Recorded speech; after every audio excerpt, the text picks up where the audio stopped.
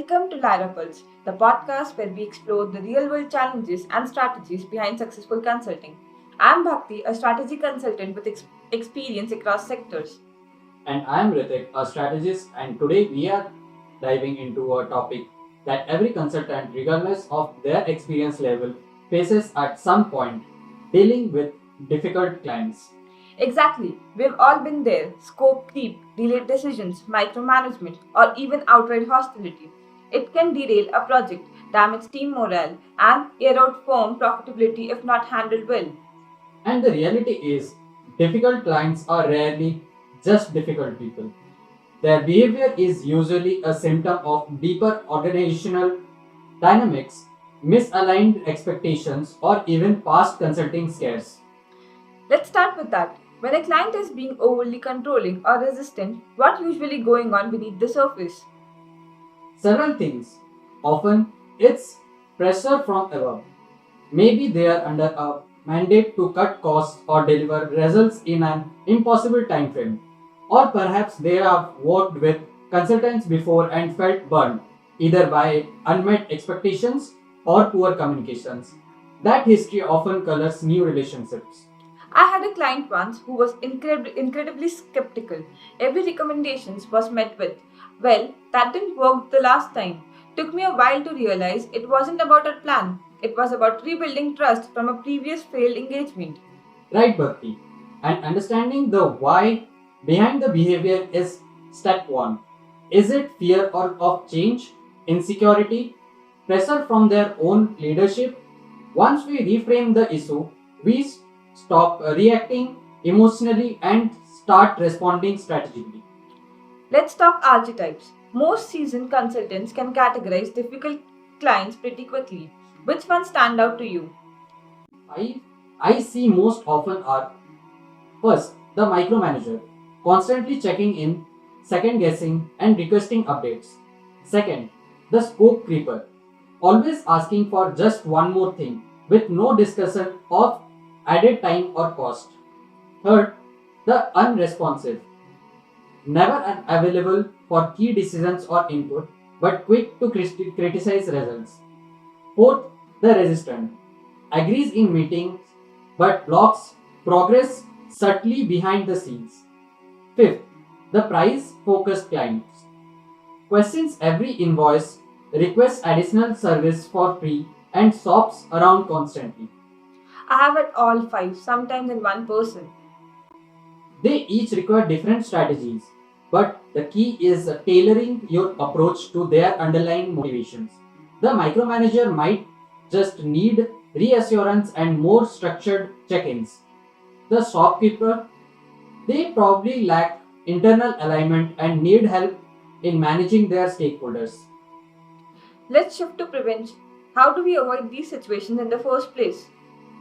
Start with crystal clear expectations. That includes both formal contracts and what we call the psychological contract. How we will work together, what communications looks like, escalation protocols, success criteria, and roles. I'm a big believer in scoping alignment workshops at kickoff. Everyone in the room review deliverables, timelines, and assumptions. It sets the tone and surfaces red flags early. Absolutely. And beyond that, build a governance structure, steering committees, escalation paths, regular check ins. It's not bureaucracy, it's about creating shared accountability and mechanisms to course correct before this escalates. I had added stakeholder mapping to the list, understanding not just your direct contract, but the influences behind it. Who's for the project? Who's quietly against it? That intel can save months of frustration. Okay, so prevention is ideal. But what happens when you are already in the thick of it? Let's talk tactically tools. De escalation is one. I've found that when tensions rise, active listening is gold. Don't interrupt. Mirror back what they are saying. Acknowledge emotions without taking blame.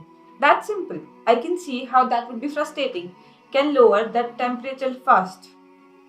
Yes, and sometimes take a break, step away and regroup.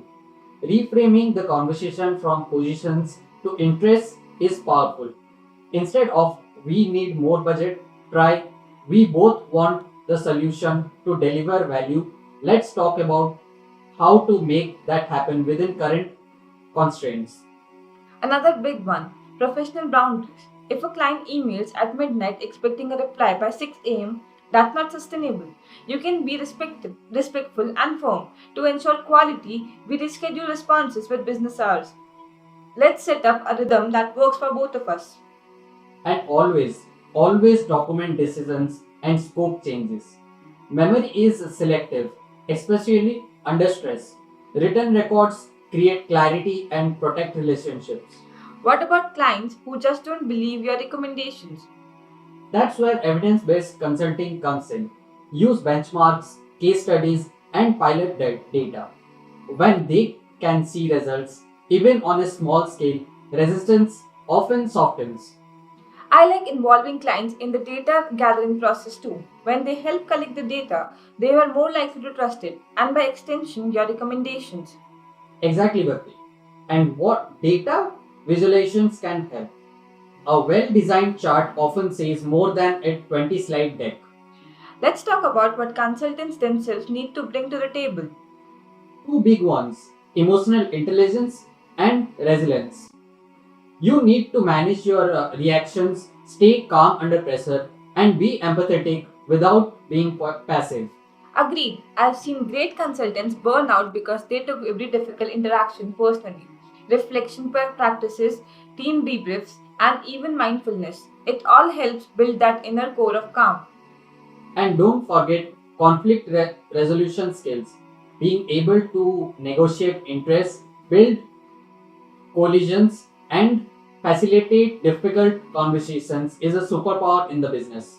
Also, trust is built on competence. Deliver consistently, be transparent when things go wrong, own mistakes. That kind of integrity builds long term relationships that can withstand tension. Now let's get advanced. Organizational politics can turn an easy client into a nightmare. What's your playbook? Map the power dynamics. Who really makes decisions? Who influences behind the scenes? Once you know the players, you can build coalitions and navigate competing interests more strategically. And then there's cultural intelligence. What works in a German engineering firm might flop in a Southeast Asian ministry. You need to adapt communication style, meeting cadence, decision framing. Absolutely, and sometimes, despite all this, you can reach a point where the relationship is toxic. Yes, repeated disrespect, ethical compromises, or refusal to engage. Those are signs. When that happens, you have to protect your team and your brand. Exit with professionalism, leave the door open, but walk through it. Let's end on a positive note. Some of the strongest client relationships started as difficult ones. Same, when you get through tough periods together and rebuild trust through consistent delivery, clear communication, and shared success, you move from vendor to trusted advisor. Long term value isn't just about deliverables, it's about understanding the client's evolving context, staying engaged beyond the project, and becoming a true strategic partner. And that's the ultimate goal. Not just solving problems, but building enduring relationships that grow over time. That's it for today's episode. If you got a client horror story or a turnaround tale you're proud of, we'd love to hear from you.